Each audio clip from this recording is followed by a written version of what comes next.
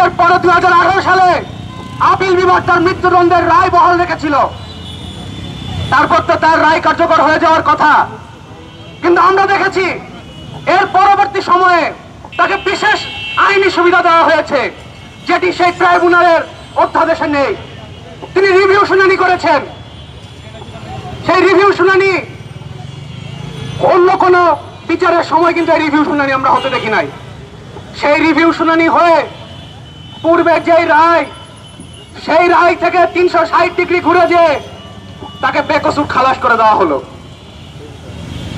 কোন প্রক্রিয়ায়, কিসের ভিত্তিতে তাকে বেকসুর খালাস দেওয়া হলো তা জনগণের সামনে পরিষ্কার করে বলা হলো না।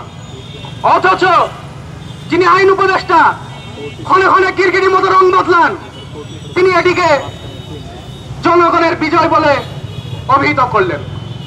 জনগণ তো রায় মেনে নেয় নাই, তাহলে এটি জনগণের বিজয় হলো কি করে? সেই রায়ের প্রতিবাদে তৎক্ষণাৎ আমরা এই ঢাকা বিশ্ববিদ্যালয়ে ছাত্র ইউনিয়ন এবং ছাত্র ফ্রন্টের পক্ষ থেকে বিক্ষোভ করেছি।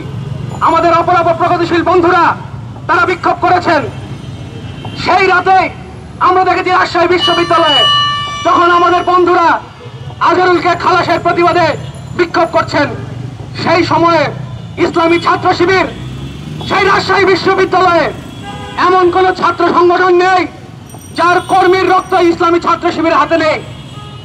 যে ইসলামী ছাত্র শিবিরের হাত বিভিন্ন দলের বিভিন্ন ছাত্র সংগঠনের কর্মীর রক্তে রঞ্জিত, সেই ইসলামী ছাত্র শিবির পুনরায় তার যে স্বরূপ, সেই স্বরূপে তারা ফিরতে শুরু করেছেন। পরের দিন আমরা দেখলাম চট্টগ্রাম বিশ্ববিদ্যালয়ে আমাদের বন্ধুদের উপর ইসলামী ছাত্র শিবিরের নেতাকর্মীরা, তাদের সন্ত্রাসী ক্যাডাররা পুনরায় হামলা করলেন। অনেকে বলার চেষ্টা করেন ইসলামী ছাত্র শিবির নাকি গত 15 বছরে মুসলিম সংগঠন হিসেবে ছিল। আমরা বলি ইসলামী ছাত্র শিবির কোন সময় মুসলিম সংগঠন ছিল না। তারা গত 15 বছরেও ক্ষমতার ভাগিদার ছিল।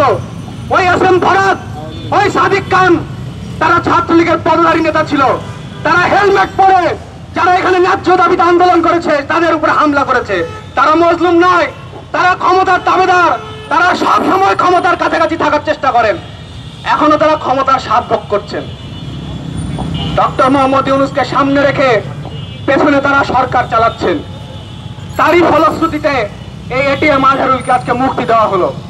আপনারা রংপুরে যান, রংপুরে সেই সময়ের মানুষ যারা রয়েছেন তারা এক বাক্যে স্বীকার করবেন যে এটিএম আজহারুল একজন যুদ্ধ অপরাধী।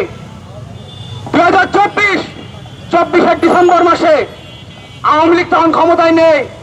সেই ডিসেম্বর মাসে বিডি নিউজে একটি প্রতিবেদন ছাপা হয়েছিল যে এটিএম আজহারুল যুদ্ধ অপরাধ, কি কি যুদ্ধ অপরাধ করেছেন, কোথায় কোথায় গণহত্যা সংগঠিত করেছেন, কতগুলো ধর্ষণ করেছেন।